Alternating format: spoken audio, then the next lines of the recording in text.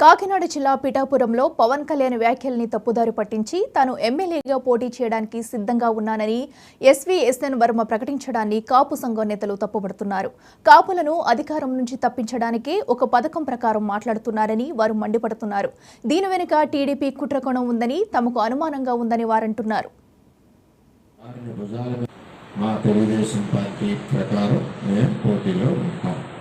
ఒక పవన్ కళ్యాణ్ గారు రాష్ట్ర అధ్యక్షుడు కాబట్టి వారికి గౌరవంగా చంద్రబాబు నాయుడు గారి ఆదేశాల మేరకు వారిని భుజాల మీద ఎక్కించుకొని గెలిపించి చంద్రబాబు నాయుడు గారికి అప్పచెప్పారు. అది సార్. ఇంకా మిగిలిన వారిని ఎవరైనా ఈ పిఠాపురం నియోజకవర్గం ఇప్పటికే అలసిపోయింది.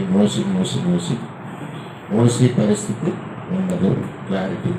చంద్రబాబు నాయుడు గారు ఏది చెప్పారో అది పూర్తిగా తప్పకుండా పవన్ కళ్యాణ్ గారిని గెలిపించడానికి తెలుగుదేశం పార్టీ మొన్న నియోజకవర్గ సమావేశంలో అందరూ కూడా చేతులెత్తి గెలిపిస్తాం అని తెలియజేయడం జరిగింది. మా తెలుగుదేశం పార్టీ ప్రకారం మేము పోటీలో ఉంటాం. ఒక పవన్ కళ్యాణ్ గారు రాష్ట్ర అధ్యక్షుడు కాబట్టి వారికి గౌరవంగా చంద్రబాబు నాయుడు గారి ఆదేశాల మేరకు వారిని భుజాల మీద ఎక్కించుకొని గెలిపించి చంద్రబాబు నాయుడు గారికి అప్పచెప్పారు. అది సార్. ఇంకా మిగిలిన వారిని ఎవరైనా ఈ పిఠాపురం నియోజకవర్గం ఇప్పటికే అలసిపోయింది. మోసి పరిస్థితి ఉండదు. క్లారిటీ. చంద్రబాబు నాయుడు గారు ఏది చెప్పారో అది పూర్తిగా తప్పకుండా పవన్ కళ్యాణ్ గారిని గెలిపించడానికి తెలుగుదేశం పార్టీ మొన్న నియోజకవర్గ సమావేశంలో అందరూ కూడా చేతులెత్తి గెలిపిస్తాం అని తెలియజేయడం జరిగింది. మా తెలుగుదేశం పార్టీ ప్రకారం మేము పోటీలో ఉంటాం.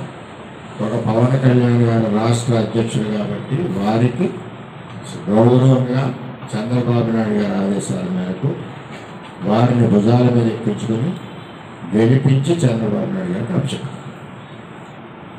అది సార్. ఇంకా మిగిలిన వారిని ఎవరైనా ఈ పిఠాపురం నియోజకవర్గం ఇప్పటికే అలసిపోయింది.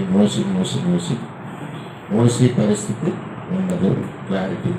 చంద్రబాబు నాయుడు గారు ఏది చెప్పారో అది పూర్తిగా తప్పకుండా పవన్ కళ్యాణ్ గారిని గెలిపించడానికి తెలుగుదేశం పార్టీ మొన్న నియోజకవర్గ సమావేశంలో అందరూ కూడా చేతులెత్తి గెలిపిస్తాం